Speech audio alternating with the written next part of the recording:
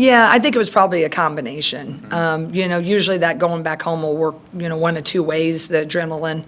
But I think that, she's a freshman in some pretty big games and moments.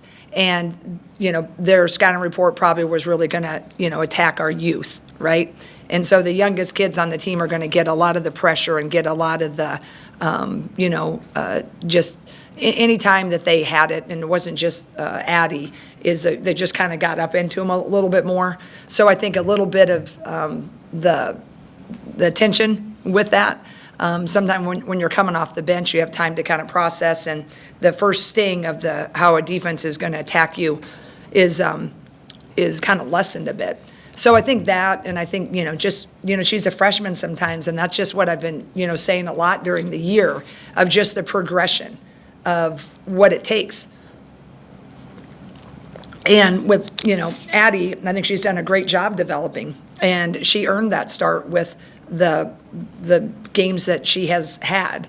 And there's just going to be tougher days, and that's what we spoke to her about. And, she's a tough kid, and she's growing and developing, but it's just, it's not it's never an easy, just smooth ascent, with the team or with a development. It's going to have a little, turns and twists. But I just think, it was a pretty, two really good teams that she had to get those first starts. But I suspect she'll be able to shake that off and come back and show all the things that we've seen. Is the plan to stick with her in the line tomorrow night? Yeah.